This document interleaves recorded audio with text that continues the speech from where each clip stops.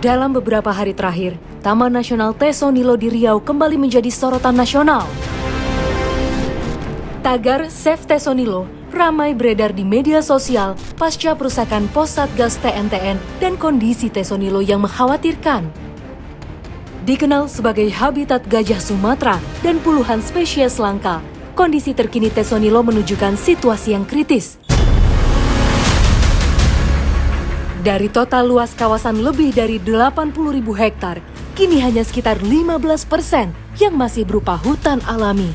Sisanya telah berubah menjadi lahan terbuka, kebun sawit ilegal, dan permukiman akibat perambahan berkepanjangan.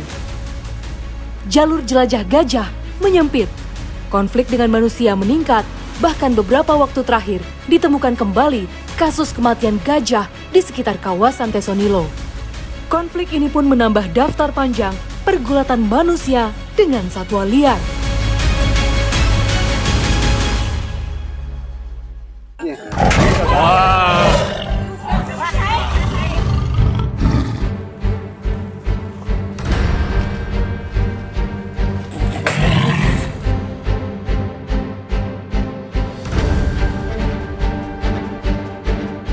Ini sekarang saya mendatangi tim BKSDA yang sedang bersiap-siap untuk menindaklanjuti laporan dari warga yang melihat harimau masuk ke permukiman mereka. Sekarang saya akan bergabung dengan tim mereka.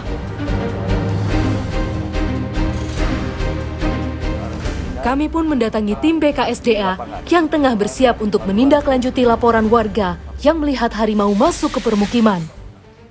Mereka menyiapkan peralatan dan menggalang informasi dari perangkat desa untuk mengetahui titik terakhir harimau terlihat.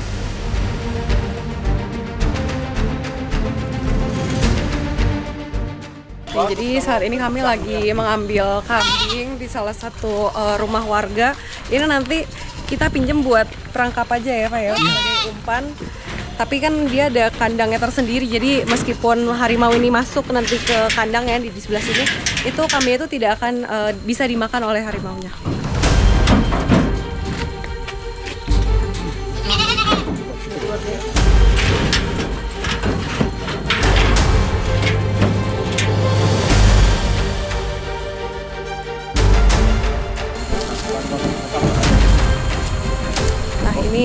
Ini kami sedang menaruh perangkap ya yang berisi kambing di wilayah yang sempat ada harimau di sini dan diperkirakan memang di sini itu banyak harimau ya.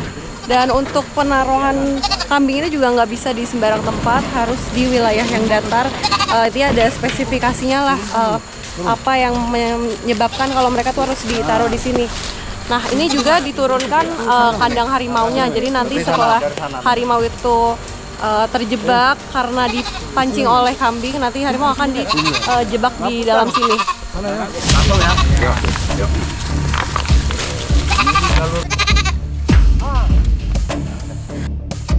Tentu akan kita lakukan pemantauan beberapa saat.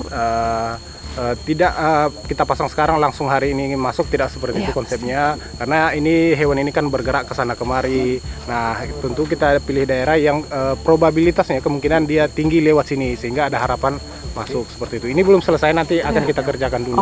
Sebenarnya ada banyak faktor yang mempengaruhi ya, misalnya kalau dia memang terluka, kemampuan berburunya sudah lemah, sehingga dia mencari makanan memang cenderung ke arah pemukiman manusia. Tapi kalau dia sehat, cenderung bahkan bisa lama nggak datang ke sini karena dia memang hobi menjelajah kan. Harimau itu terkenal sebagai satwa yang punya home ring atau wilayah jelajah yang cukup luas. Berdasarkan pengamatan dari polisi hutan, harimau lebih suka mengikuti jalur manusia untuk bermigrasi. Perangkap dibuat serealistis mungkin dengan kondisi jalur dan ditutupi dedaunan agar tak terdeteksi oleh harimau. Semua bertujuan untuk menipu insting tajam sang raja hutan. Oke, coba di. Oh, jadi seperti itulah simulasi dari perangkap ini. Jadi kalau misalkan harimau itu masuk dan langsung menginjak kayu-kayu yang sudah disiapkan di sana, nanti pintu itu akan otomatis tertutup. Tapi untuk jangka waktunya kita tidak tahu ya, bisa 2 hari sampai 2 minggu karena Itu banyak faktor lah yang menentukan kapan adanya harimau di wilayah ini.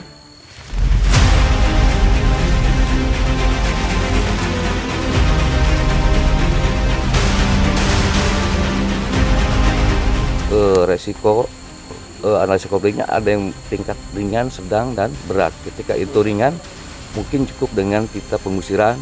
Kalau memang itu berat, kita harus melakukan kegiatan penanganan langsung di lapangan secara kolaborasi dengan berbagai pihak. Kalau itu dianalisa di lapangan, diverifikasi ternyata itu sedang, misalkan sedang itu ada korbannya ternak, kayak kerbau atau kambing. Nah, itu kita tetap lakukan penanganan yang optimal di lapangan. Tetap kita meminta kepada Pak Kades atau warga setempat untuk melakukan pemantauan terhadap rangkap yang dipasang. Tetapi ada satu hal yang pasti. Konflik manusia dan harimau juga terjadi akibat ulah tangan manusia yang merusak habitat mereka. Alih fungsi lahan dan perkebunan kelapa sawit membuat kehilangan wilayah jelajah sekaligus hewan buruan. Mereka mulai memasuki permukiman atau perkebunan warga semata-mata demi mencari makanan. Iya, yang paling bisa kita analisis adalah perubahan habitat, ya. Jadi harimau itu kan secara alami dia menempati ruang-ruang habitat yang ada mangsanya, gitu ya. Mangsa harimau ini seperti babi hutan, kemudian rusa begitu ya, dan lain sebagainya. Nah, ini ketika mereka kehilangan habitat, tentu mereka akan mencari, kan begitu ya, mencari ke lokasi-lokasi yang ada mangsanya tadi. Atau bisa jadi memang kita manusianya yang mendatangi atau menempati habitat mereka. Dalam waktu 30 tahun, luas hutan di Jambi mengalami penyusutan hingga 600.000 hektar. Hal ini jelas menyebabkan menurunnya populasi satwa liar serta peningkatan konflik manusia dan satwa.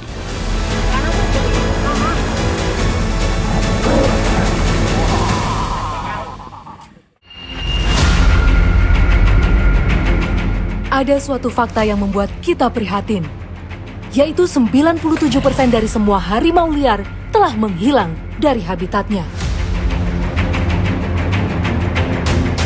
Dari 9 subspesies harimau dunia, 3 diantaranya bahkan telah punah. Kini hanya tersisa harimau Sumatera, Malaya, Benggala, Indochina, Cina Selatan, dan harimau Siberia. Penyebabnya tak lain adalah perburuan yang masif dan kerusakan habitat yang membuat nasib si raja hutan semakin di ujung tanduk. Hingga pertengahan tahun 2025, setidaknya sudah ada 18 kasus konflik manusia dengan harimau.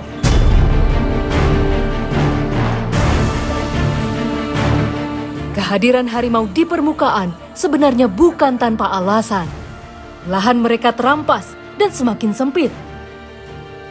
Terhitung ada 4 wilayah rawan konflik di Sumatera, dari Jambi, Toba, Merangin, Bungo, dan Sarolangun.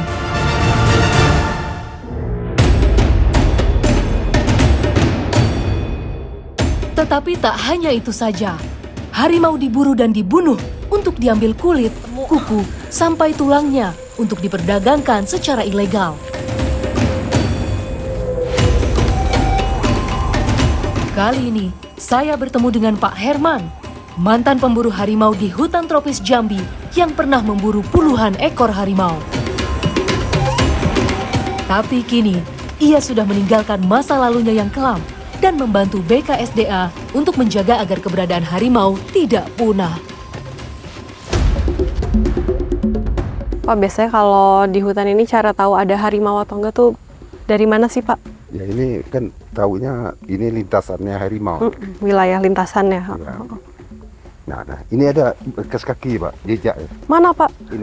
Ini. Ya. Wah. Ini mungkin karena mereka mau minum ya Pak ya, karena perlintasan air sungai. Kira-kira kalau dari jejak ini kelihatan nggak Pak, mereka melintasnya udah lama atau baru gitu Pak? Ini macamnya kayak baru gitu. Baru ya Pak ya? Sehari. Oh baru sehari. Karena belum ada bekas hujan. Oh karena kan dari kemarin belum hujan ya Pak? Ini sih kalau dipegang udah dingin ya, basah Pak. Biasanya kalau baru kan masih panas gitu. Jadi mungkin udah beberapa jam yang lalu atau bahkan sehari sebelum ya.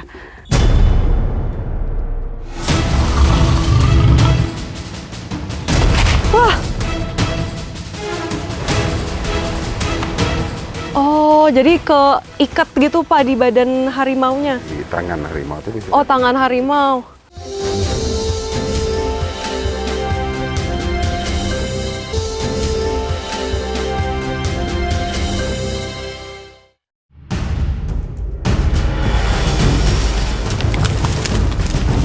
Ini kami lagi melakukan patroli di wilayah hutan yang ini tuh menjadi tempat perlintasan harimau. Sebenarnya sih agak takut juga ya Mas, karena kan ini kita bisa aja ketemu kapan aja, karena emang ini jalur mereka setiap hari tuh sering banget lewat sini.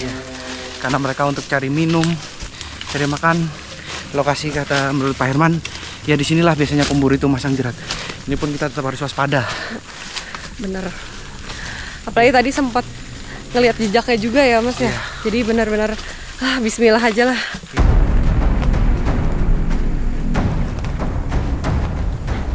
Ini macamnya jerat, Mas. Mana Pak? Ini. Oh, ini tali ini Pak. Wah. Oh, jadi keikat gitu Pak di badan harimaunya. Di tangan harimau itu bisa. Oh, tangan harimau. Nah, tapi kalau kayak gini emang harimau itu nggak kuat untuk melawan Pak? Nggak bisa, nggak ada fungsinya lagi kan. Ini tuh bisa hanya menangkap tangannya aja, tapi meskipun begitu harimau ini sudah tidak berdaya ya Pak kalau misalkan tertangkap seperti ini. Jadi inilah contoh dari perbuatan oknum-oknum liar yang memburu harimau dan menjual secara ilegal. Sekali menangkap harimau, Herman bisa meraih puluhan juta rupiah dari penjualan kulit dan tulang. Awalnya, uang itu dibagi dengan oknum yang menguliti. Tapi tak lama, Herman mulai menguliti sendiri yang membuatnya semakin terjerumus dalam bisnis perdagangan ilegal. Tapi Bapak pernah nyesal nggak sih Pak? Ya, sangat nyesal. Sangat nyesal ya Pak. Dulu pas ditangkap gitu, keluarga gimana Pak? Ya, keluarga ya sedih lah. Tapi pada tahu Bapak emang ngeburu gitu? Atau Bapak diam-diam dari keluarga? Diam-diam lah. Oh diam-diam. Berarti taunya pas ditangkap Pas itu? ditangkap. Sebenarnya, ada banyak pemburu liar seperti Herman. Tapi setelah tertangkap, rata-rata mereka bertaubat dan membantu memberantas perburuan harimau.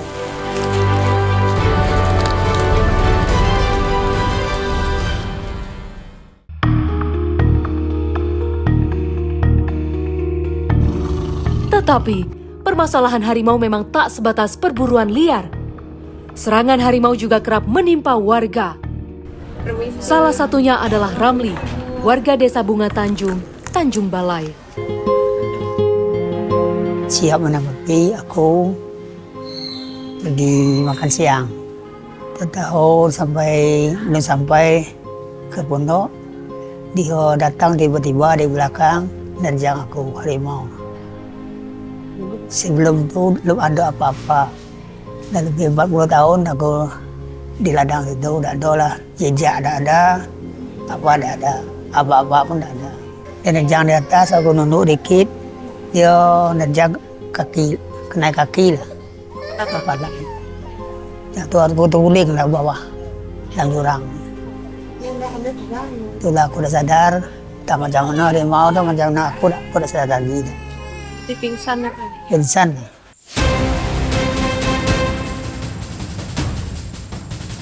Tolong! Tolong! Tolong! Tolong! Tolong! Tolong! Tolong!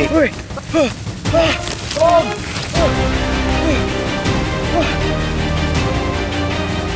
Ramli pingsan setelah ditarik harimau. Saat sadar, ia sudah jauh dari lokasi memetik kopi. Seorang petani melihatnya dan mencari pertolongan.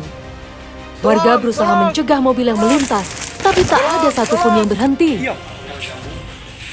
Akhirnya, warga menghubungi keluarga Ramli dan meminta untuk menjemputnya. Sejak kejadian itu, kebun kopi milik keluarga Ramli ditinggalkan begitu saja.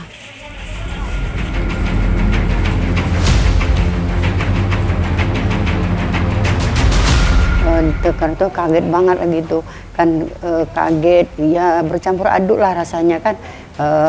Masalahnya dapat berita diterkam harimau. Kalau diterkam harimau itu kan kebanyakan kejadian nggak ada yang lolos gitu, nah kan itu khawatir banget gitu. Tapi alhamdulillah dia masih bisa diselamatkan gitu.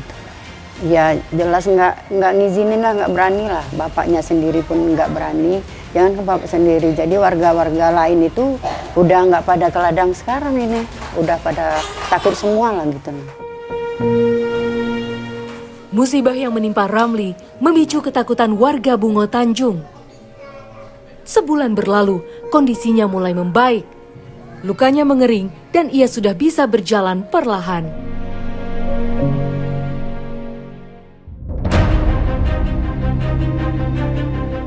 Ramli cukup beruntung, nyawanya masih bisa diselamatkan. Abu Bakar, remaja 19 tahun, punya nasib yang berbeda. Pada tahun 2021, dia tewas diterkam harimau. Sebuah tragedi yang sampai saat ini masih terbayang oleh keluarganya.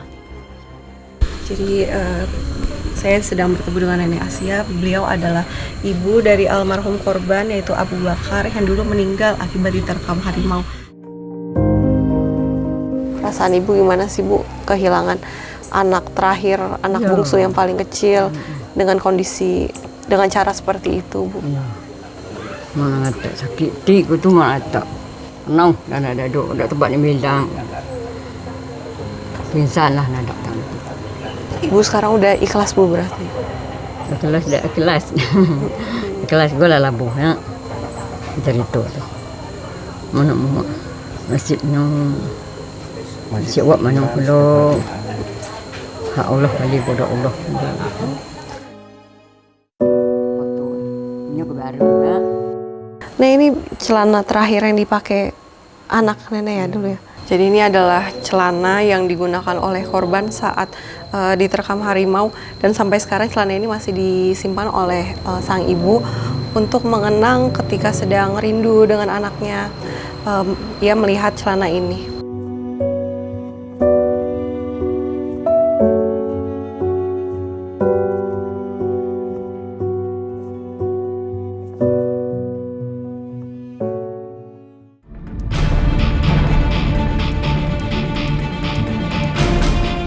Ketika Nafis kembali ke TKP bersama warga dusun, yang tersisa hanya jasad Abu Bakar. Tragedi itu membuat lokasi yang pernah populer untuk warga berubah drastis. Dulu, warga sering berkumpul di lokasi ini untuk mencari sinyal. Sejak kejadian itu, tak ada lagi yang berani datang. Beruntung, tak lama berselang, tower pemancar dibangun di desa. Harimau yang menerkam Abu Bakar berhasil ditangkap lalu dibawa ke TPS milik BKSDA.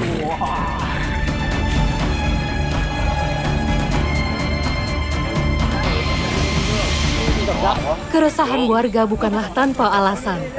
Pasalnya, Abu Bakar bukan korban pertama di Desa Batu Air.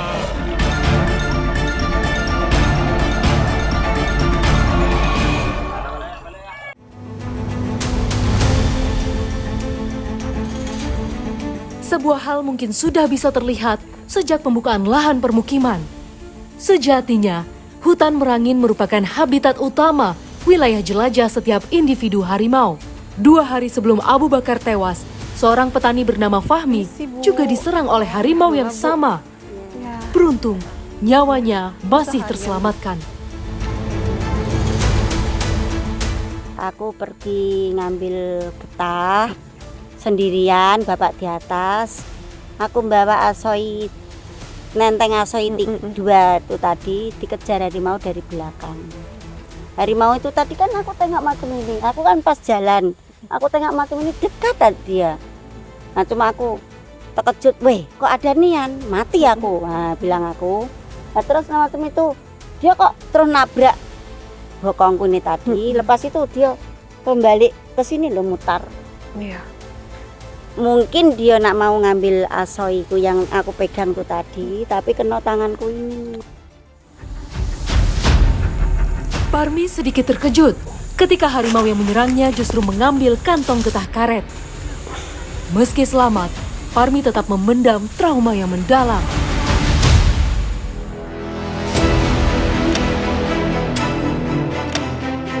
Dia sempat pulang ke kampungnya di Jawa selama 5 bulan. Baru setelah merasa tenang, dia pun kembali menyedap karet, tetapi tak pernah sendirian lagi. Kalau deg-degan tuh ya ada, takut ya ada, sampai sekarang masih ada takut-takutnya.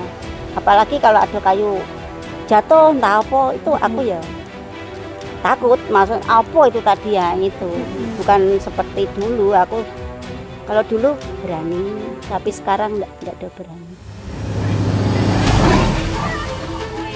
Lantas apa yang sebenarnya terjadi? Mengapa harimau sampai menyerang warga? Padahal dulu harimau Sumatera dikenal dengan harimau penyendiri dan cenderung menghindar jika bertemu manusia.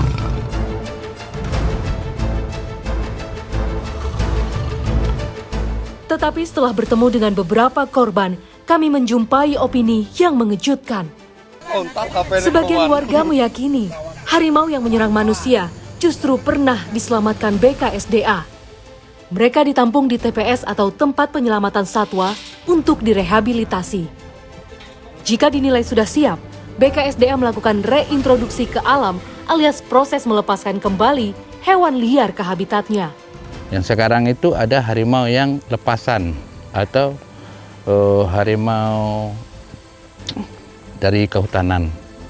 Dia itu tidak bisa beradaptasi dengan hutan, sehingga dia untuk mencari makan, dia pergi ke pemukiman masyarakat. Sehingga kadang-kadang tuh masyarakat bawa alat-alat untuk pergi ke kebun atau yang lain, dianggap dia masyarakat itu bawa makanan. Dia langsung terekam. Sehingganya itu banyak masyarakat kita di pemukiman banyak yang ditangkap harimau.